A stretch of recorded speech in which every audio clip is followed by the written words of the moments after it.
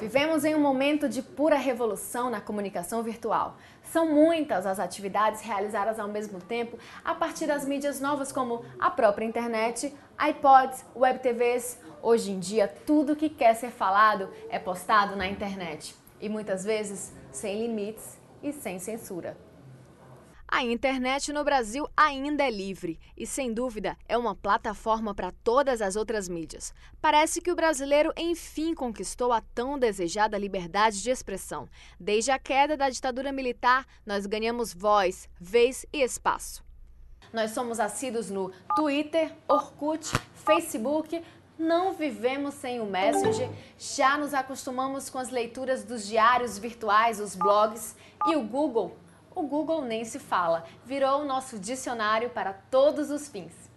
Agora imagina toda essa acessibilidade e os outros meios de comunicação como televisão, rádio, jornal, sendo assistidos por um marco regulatório, ou seja, todo o conteúdo de comunicação sendo qualificado, conferido, filtrado pela legislação brasileira. Um dos comunicadores mais influentes do Brasil, Paulo Henrique Amorim, tem viajado pelo país levando essa teoria através da palestra Regulação e Mídia. Ele acredita que dessa forma acabariam os monopólios de grandes empresas detentoras de impérios da comunicação. Paulo Henrique sofreu algumas retaliações em veículos que já trabalhou como repórter. Na internet, foi censurado e teve seu blog Conversa Afiada fora do ar por mais de 8 horas. Agora, sua peleja é para que haja uma regulação na mídia brasileira. O título parece contraditório, regulação e democracia. É que Paulo Henrique Amorim defende que haja um controle sobre a mídia através da legislação brasileira. Não há democracia sem democracia na comunicação. A comunicação pressupõe o direito do cidadão de expressar os seus sentimentos, expressar os seus desejos e transmitir os seus pleitos. O sistema de comunicação no Brasil é um dos sistemas mais monopolistas ou, na melhor das hipóteses, oligopolizados do mundo. Não há uma democracia com um sistema tão concentrado como o que existe no Brasil. Lamentavelmente, a legislação brasileira é uma legislação que data do governo João Goulart, é a lei de radiodifusão, quando praticamente não havia televisão no Brasil, é uma lei de 1962.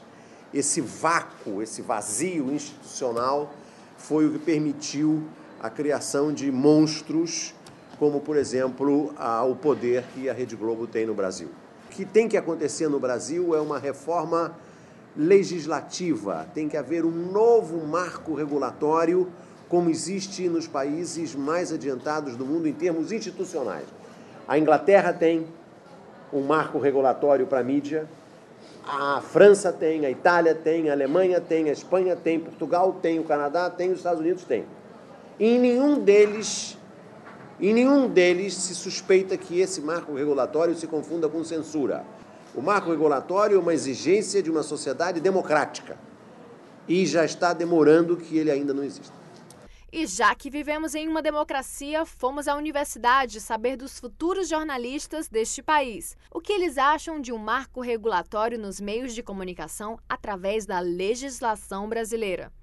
Eu acho que isso é uma faca de dois gumes, porque, olhando pelo lado positivo, ia ter uma seleção maior dos programas, o horário que eles iam passar, para quem recebe, ia ser visto de uma forma melhor. Mas, por exemplo, para quem é comunicador, na hora de se expressar, ele ia ter a liberdade dele cortada, ele não ia poder falar todas as ideias dele, ele ia ter que consultar um regulamento antes, e eu acho que isso não é muito bom para quem é comunicador. Bom, eu acho que esse controle é totalmente inviável, tendo em vista que a liberdade de expressão foi um direito pelo qual a sociedade brasileira lutou assim, por bastante tempo, principalmente na época da ditadura militar. E assim, eu acho um absurdo, porque eu acho que a opinião ela é um direito de todos, independente da mesma ser embasada em princípios pessoais ou não. Eu acho que não deve haver esse controle. Para o comunicador é algo muito ruim, porque a gente lutou muito pela liberdade de imprensa e hoje a gente está cortando essa liberdade de imprensa. A gente luta para poder dar a informação completa. É nosso dever passar todo tipo de informação, quer que seja. E eu acho que para o público, de uma forma pode ser bom, porque ele não precisa ser atingido por uma massa de informações que ele não quer receber. Tem coisas que o público não precisa saber ou não quer saber. como os programas de violência nos horários, no meio-dia, no horário de almoço, eu acho que é muito agressivo para o público. E se ele não quer receber isso, ele acaba sendo influenciado a assistir algumas coisas, determinadas coisas. Então, eu acho que para o comunicador é um pouco absurdo, porque nós lutamos por isso, por poder passar a informação, a verdade. Mas para o público talvez seja bom, porque ele vai ter um cuidado maior, um controle de qualidade do que ele assiste. Mesmo que ele possa escolher, ele acaba sendo influenciado pelo que a TV mostra, pelo que a mídia traz. Então, realmente, eu como comunicadora, eu acho que é um pouco absurdo, mas ao mesmo tempo, como público, eu entendo de que o meio de comunicação às vezes precisa de um pouco mais de controle. Bom, eu acredito que pelo espaço que os grandes empresários de comunicação têm na mídia, então seria interessante realmente que eles seguissem a lei, até porque o cidadão médio ele não tem ele não tem tamanho e espaço para exprimir sua opinião e o seu direito de resposta.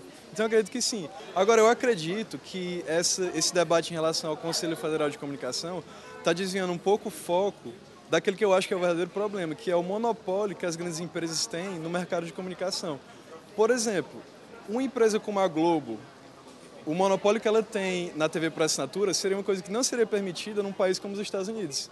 Seria um monopólio que seria quebrado e dividido em várias empresas. Então, eu acho que esse monopólio é que representa realmente o verdadeiro afronte à democracia. Não necessariamente esse debate em relação a o que deve ser regulado no conteúdo jornalístico.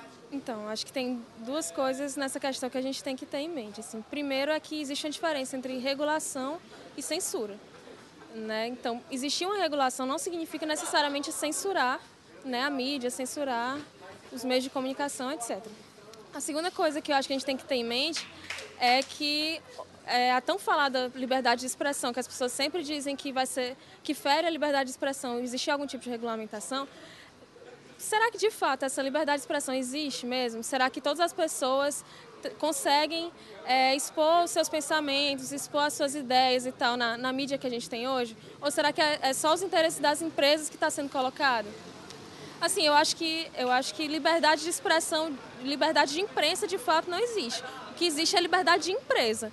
A empresa fala o que ela quer, publica o que ela quer, expõe o que ela acha que é importante para ela expor. Agora, o que não é interessante para ela que as pessoas saibam, ela não expõe. Liberdade de imprensa ou liberdade de empresa? Entre tantos conflitos de interesse, o respeito ao ser humano é fundamental.